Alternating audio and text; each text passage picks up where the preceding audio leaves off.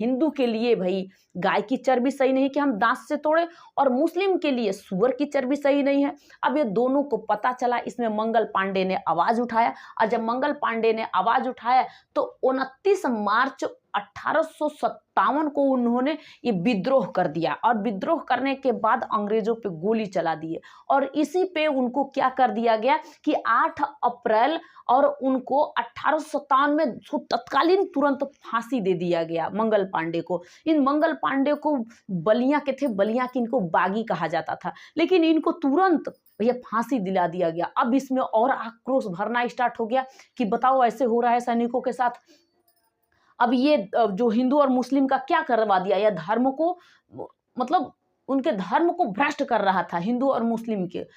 अब इस बात के लिए तत्कालीन कारण था, लेकिन यहाँ पे ईस्ट इंडिया कंपनी का शासन जो चल रहा था, इसी को समाप्त करने के लिए ये सारे भारतीय सैनिक, राजा, नवाब, सरदार, किसान तथा जनता सब लोग टूट करके पड़े थे, और उसी समय ब्रिटिश सरकार की जड़ों से एकदम उखाड़ करके फेंकने के लिए तुल गए थे। यहाँ पे इनका नींव डगमगा गया था।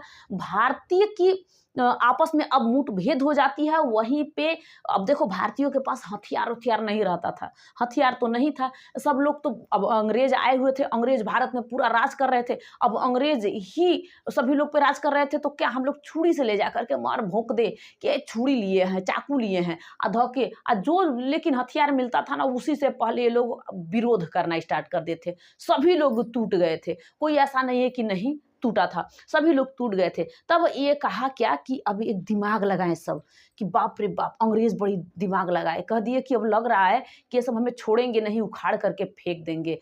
तब वहां पे उनको लगा कि जो यहाँ पे पढ़ा लिखा नेता है ना, जो आदमी पढ़ा लिखा है, उसको क्या करते हैं, उससे हम बात करते हैं। जब हम उससे बात कर लेंगे तो उनसे कहेंगे कि सुनो भैया सुनो, एक इंडियन लीग का स्थापना भी, मतलब इंडियन लीग का, इंडियन एसोसिएशन का, बॉम्बे एसोसिएशन का, पूना सार्वजनिक, इनमें कहा गया कि ये लोग अपना बैठक करने लगे और कहे कि देखो पढ़े लिखे हम लोग के लिए संस्था की जरूरत है, शिक्षा उच्छा की जरूरत है, सब कुछ जरूरत है।